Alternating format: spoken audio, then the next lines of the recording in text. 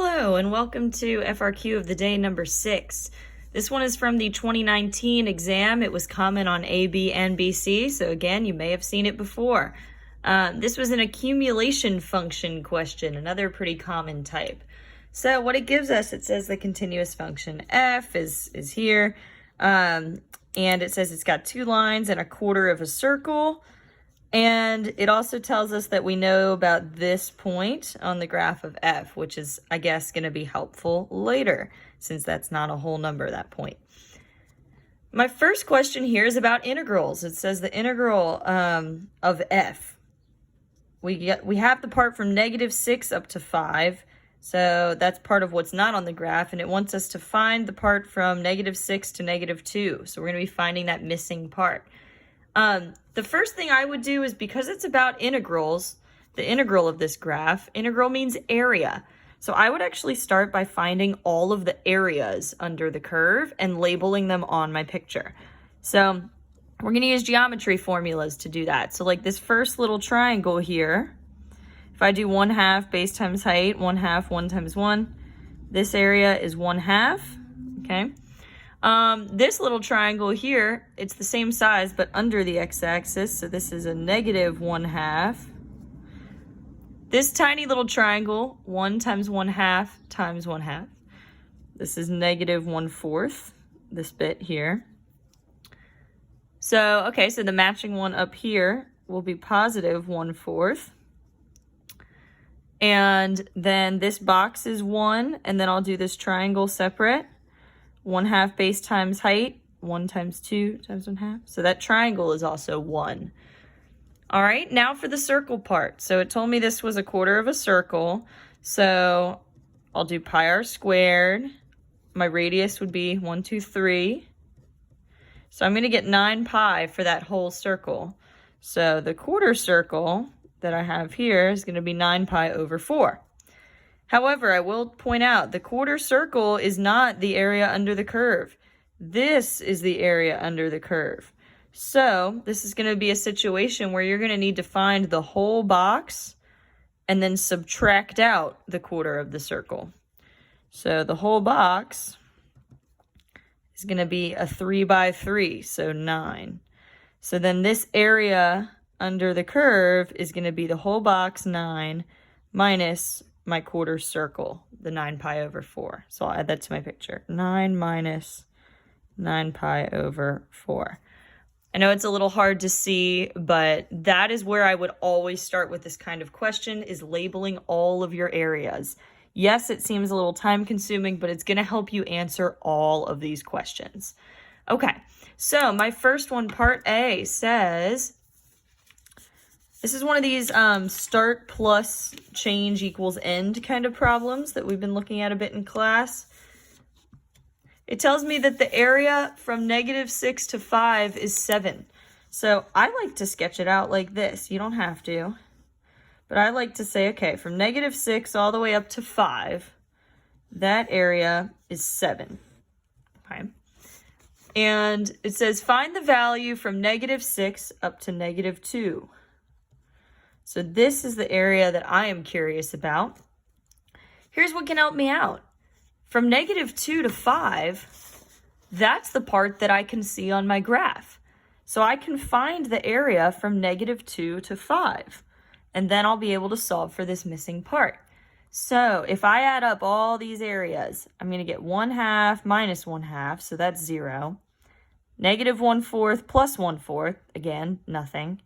So I'm going to get 2 plus this bit. So 2 plus 9 minus 9 pi over 4, which comes out to be 11 minus 9 pi over 4. So that's this area here. From -2 to 5, that whole space is 11 minus 9 pi over 4 when you add those up. So I can use that to find my missing part. This is just a subtraction problem now. Whole minus part. So the whole thing is 7 minus this bit. Make sure you put it in parentheses, by the way, because you need to be subtracting that entire thing. That's going to give me my question mark.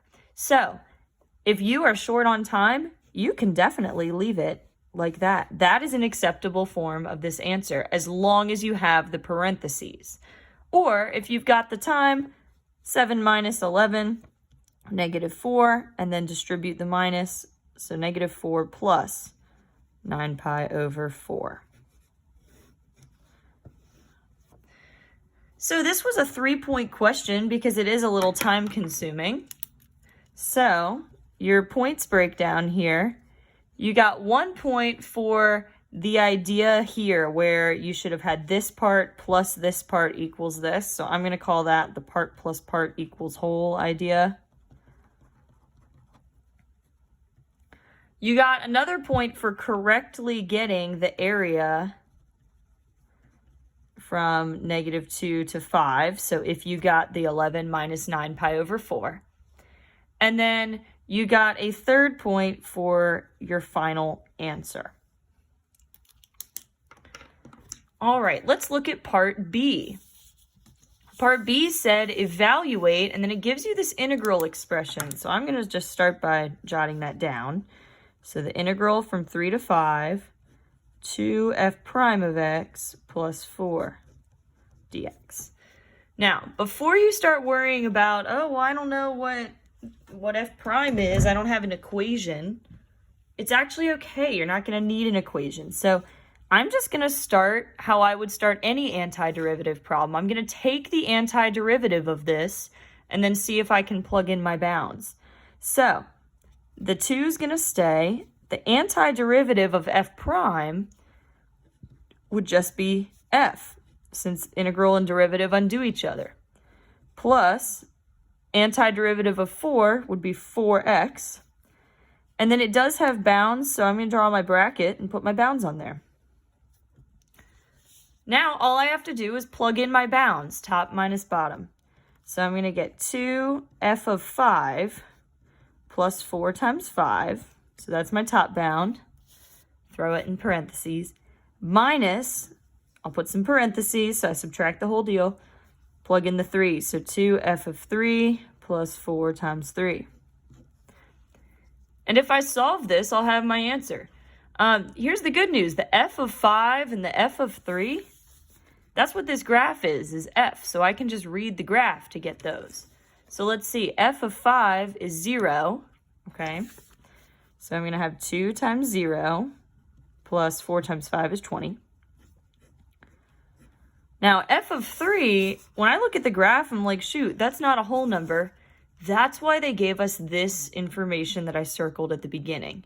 They tell me what f of 3 is. Here's my y value, 3 minus root 5. So I got 2 times 3 minus root 5 plus 4 times 3 is 12. So then I can just solve this. 2 times 0 is, of course, 0. So I have 20 minus, this will be 6 minus 2 root 5 plus 12. I can keep going. Again, you can leave it here. That is totally fine. They will accept that. But if you want to keep going, you'll get 20 minus, let's see, 6 plus 12, 18 minus 2 root 5. Distribute 20 minus 18 is 2 minus minus, so plus 2 root 5. So that's the most simple form of your answer. But again, you can leave it here if you are short on time. That is totally acceptable. All right, so this was a 2-point question. You got your first point for using the fundamental theorem of calculus, the FTC. That means, did you do this antiderivative correctly? So did you know that the antiderivative of f prime would be f of x? And did you plug in your bounds? And then you got a second point for actually getting the correct answer in any of these forms, however much you chose to simplify it. All right, let's take a look at part C. So part C gives us a function that's an integral from -2 up to x. Find the absolute maximum value. All right. Absolute max. When I see that, there's a procedure for that. So here's what's going through my head. Absolute max. I am going to test the critical points and the end points and see which one has the highest value. So that's kind of what's going through my head. Also, because it's area, what I'm actually looking for here is I'm looking for the maximum area from -2 up to wherever. So like what point is going to give me the most area? So you might be able to eyeball already and say, well, that's not very much area. Then I'm subtracting some. Then I'm adding this huge chunk of area. Adding. So your maximum area is going to happen when x equals 5. If you can write that as a good sentence, like the way you could justify it doing it that way is you could actually list out what the area is at all of these points and then say the highest number is this, whatever you get when x equals 5. The way they do it in the answer key, they look at the critical points and the endpoints. So your critical points here would be the -1 and also the 1/2. So in the answer key, they actually do this. They say, okay, x, so they put -1 and 1/2. And then they're testing in g of x, which is the area. And they test the endpoints too, and your endpoints are -2 and 5. So when they find the area from -2 to -1, that comes out to be 1/2. When they find the area from -2 up to 1/2, that ends up being, let's see, 0. That ends up being -1/4. When they find the area from -2 to -2, well, that's 0. There is no area. And then the area from -2 to 5 is that whole thing. Now, the good news is you already found that in part A. When we found the area from -2 to 5, we got 11 minus 9 pi over 4. So I don't need to do that work again. And then it asked me for the absolute maximum of this area. So here is the biggest number, 11 minus 9 pi over 4. So you would say the maximum value of g of x is 11 minus 9 pi over 4. And the justifying your answer, this work here will justify it, or if you did it in kind of more the conceptual way, you need to show that you calculated all the areas going up and that this was the highest one. All right, so this was a 3-point question.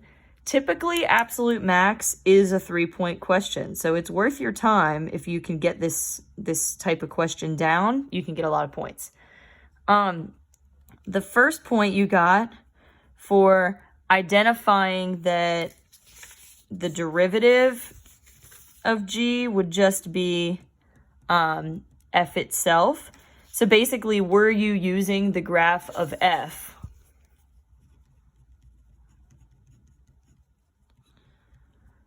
Your second point you got for considering the critical points, so like considering the -1. I don't know why they specify the -1 in the answer key, but basically, did you look at these places? And then your third point was your answer with justification. All right, we're almost done with this problem. This is a long one. Part D is a limit question, and it looks terrible. They give you this awful limit. The limit as x goes to 1, you got 10 to the x minus 3f prime of x over f of x minus arctan. So my guess is a lot of people saw this question and were like, nope, that looks awful, not going to do it. It's actually not as bad as you think it's going to be. Your first step in a limit is always to plug it in. So I'm going to just plug it in and see what happens. So I'm going to get 10 to the 1 minus 3 f prime of 1, f of 1 minus arctan of 1. If I keep going to simplify that, 10 to the 1 is 10 minus 3 f prime of 1. I have the graph of f, so f prime is going to be the slope. So at 1, the slope, if I count rise over run, I get 2 over 1. So f prime of 1 is 2. It's my slope. F of 1, I can just read the graph. F of 1 is 1 minus arctan of 1. So this is going to come out to be a real number because arctan of 1, that means that's inverse tangent. It means what angle has a tangent of 1. So again, you got to know your unit circle or your triangles. But that angle is going to be pi over 4. Tangent of pi over 4 is 1. So my answer, I've got 10 minus 6 over 1 minus pi over 4, or 4 over 1 minus pi over 4. And you can leave it like that. Because that's a real number, that's your answer. If you plug in a limit and it works, you're done. So that is your answer. And the good news, if you were scared by this one, this was a 1-point question. You got 1 point for getting the answer. But it wasn't as scary as you think. You don't have to do L'Hopital's or anything like that. You just have to plug it in. As long as you know your unit circle, it works out just fine. All right, thanks for watching. Remember to message me with any questions.